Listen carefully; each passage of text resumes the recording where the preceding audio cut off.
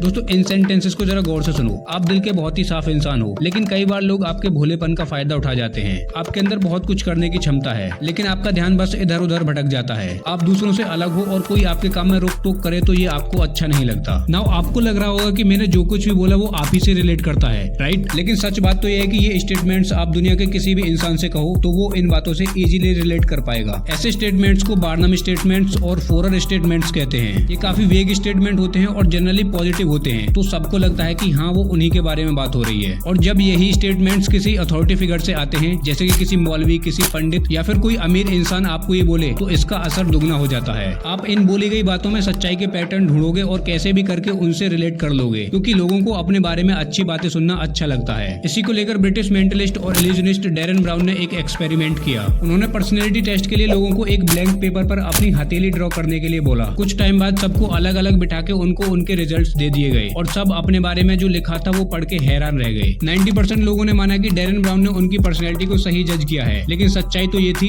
कि उसने सभी लोगों को सेम ही कागज दिया था और सेम ही स्टेटमेंट्स लिख कर दिए थे, और वो सारे के सारे स्टेटमेंट बार्नम स्टेटमेंट थे। तो साइकोलॉजिस्ट कहते हैं कि बार्नम इफेक्ट एक यूनिवर्सल इफेक्ट है जो दुनिया के किसी भी देश, किसी भी कल्चर के व्यक्ति पर लागू हो सकता है। इसे आप अपने दोस्तों और लोगों के साथ भी ट्राई करके देख सकते हैं।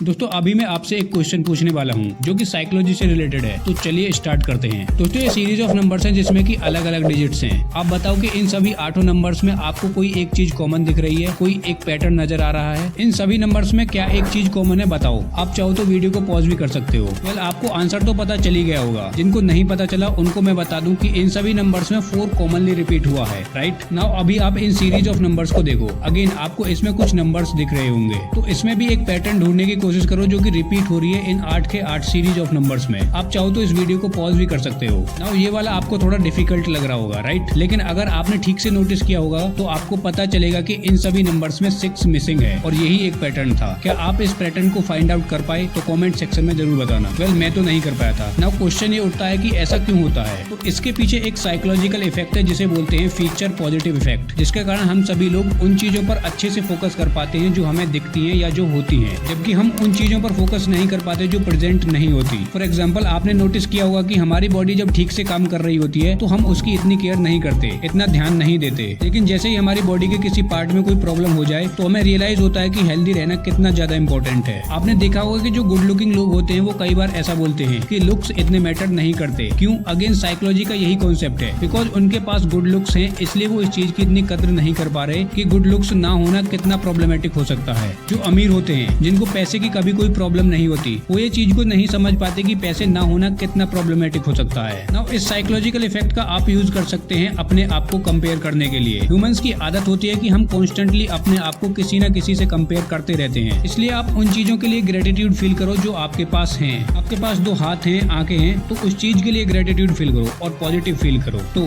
कैसी लगी आपको ये वीडियो? कमेंट सेक्शन में जरूर बताना, और ऐसी ही और भी वीडियोज के लिए इस चैनल को सब्सक्राइब जरूर कर लें।